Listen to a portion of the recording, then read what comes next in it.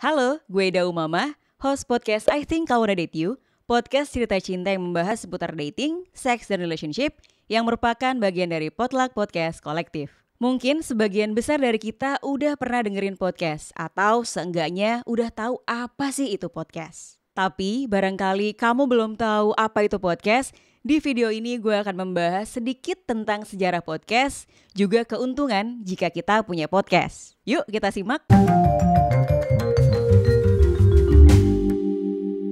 Jadi, sederhananya podcast adalah karya audio digital yang bisa kita dengarkan lewat internet atau diunduh melalui gawai yang kita punya.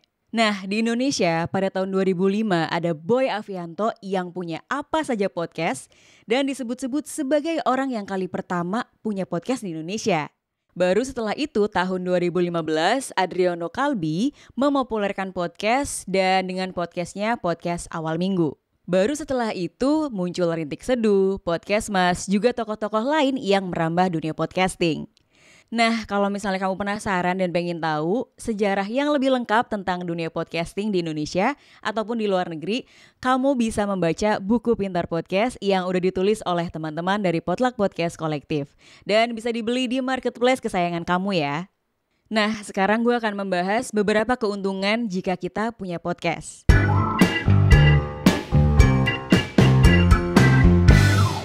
Yang pertama adalah untuk melatih bersuara. Kenapa sih bersuara harus dilatih? Padahal kita setiap hari bersuara dong ya karena bicara gitu. Tapi bersuara di sini adalah kita berani mengungkapkan pendapat, membicarakan sesuatu yang kita suka dan berbicara soal opini-opini yang berbeda dari perspektif lain.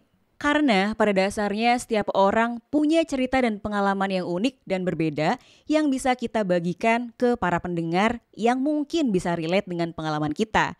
Jadi jangan khawatir kalau misalnya, cerita aku terlalu remeh-temeh gitu ya rasanya. Tenang aja, semua pasti punya pendengarnya masing-masing. Nah, kalau misalnya kita bercerita lewat audio, biasanya pendengar akan lebih mudah menyerap informasi karena mereka punya minim distraksi. Biasanya kan ada visual dari yang kita tonton gitu ya. Jadi kalau misalnya kita punya podcast, pendengar pun akan lebih mudah menyerap informasi seperti yang kita harapkan. Jadi kalau misalnya kamu udah bercerita di podcast dan menemukan audiens yang cocok dengan podcast kamu juga akan lebih bisa banyak bercerita dengan pendengar. Keuntungan yang kedua dengan kita punya podcast adalah kita bisa melatih level kepercayaan diri. Nah, biasanya gue dan teman-teman yang mulai podcasting ternyata punya tujuan yang sama untuk melatih berbicara di depan umum atau di depan publik.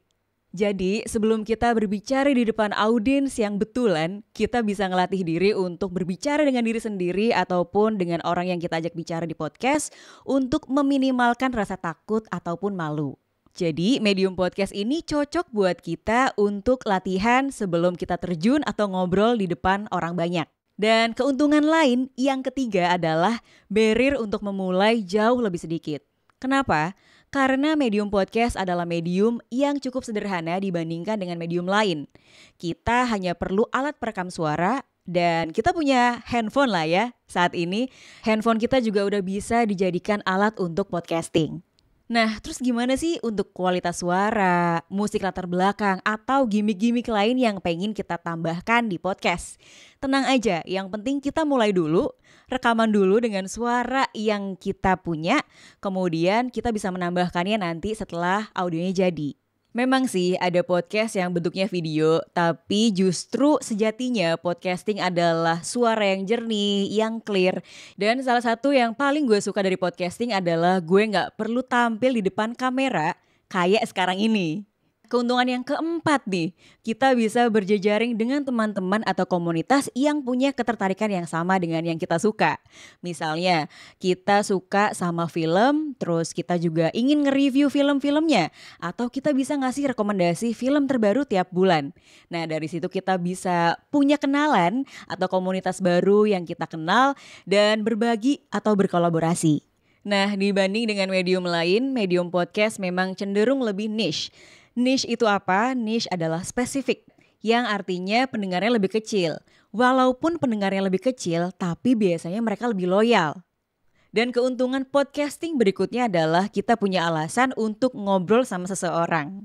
Misalnya nih, kita membahas topik-topik tertentu di podcast dan kita bisa ngajak teman-teman untuk kolaborasi ataupun idola kita yang kita kagumi gitu ya, diundang ke podcast. Contohnya nih, kayak podcast I Think I Wanna Date You yang gue punya berawal dari kegelisahan gue terhadap stigma negatif ke orang-orang yang menggunakan online dating gitu ya. Biasanya kita dicap agak kurang laku atau malu-malu atau putus asa gitu ya mencari pasangan di dunia nyata. Jadi kita mencari pasangan di dunia maya.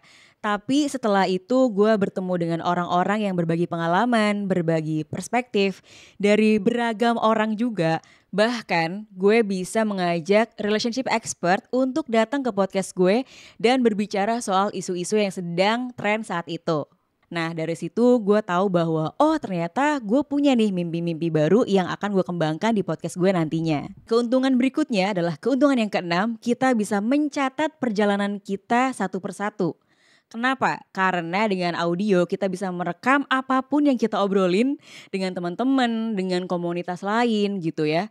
Dan gue merasa ini adalah bagian dari buku harian alternatif, cuma bedanya bentuknya audio. Nah, ketika gue ngelihat judul-judul lama episode gue dan teringat dengan obrolan narsum ataupun teman-teman yang gue undang, juga gue menerima respons dari teman-teman pendengar yang merasa terbantu dari podcast ini. Ini juga yang membuat gue punya energi baru untuk terus berkarya. Keuntungan yang terakhir dari bikin podcast adalah kita bisa cari duit lewat podcast. Sebenarnya sekarang ini sangat mungkin menghasilkan uang dari podcast, walaupun belum segitu besarnya. Karena memang podcast juga masih berkembang di Indonesia. Tapi justru inilah momen yang tepat untuk kamu bikin podcast sekarang. Tapi kalau gue pribadi, gue gak akan menggantungkan sepenuhnya pada podcast untuk cari duit.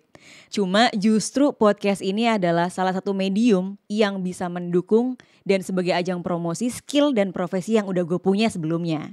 Lewat hal itu juga networking gue lebih luas, juga kesempatan untuk berkolaborasi atau mendapatkan proyek baru datang terus seiring dengan keseriusan gue mengembangkan podcast.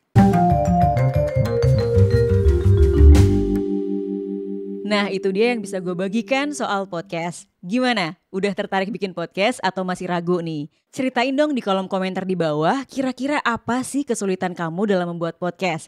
Siapa tahu kita bisa diskusi sama-sama ya. Sekian dulu dari gue, terima kasih sudah menonton video ini. Dan kalau kamu merasa video ini berguna, share di sosial media kamu, siapa tahu teman-teman kamu butuh soal info ini ya. Jangan lupa subscribe kanal YouTube Potluck Podcast Kolektif dan tekan tombol lonceng notifikasi biar kamu gak ketinggalan video-video terbaru dari kami.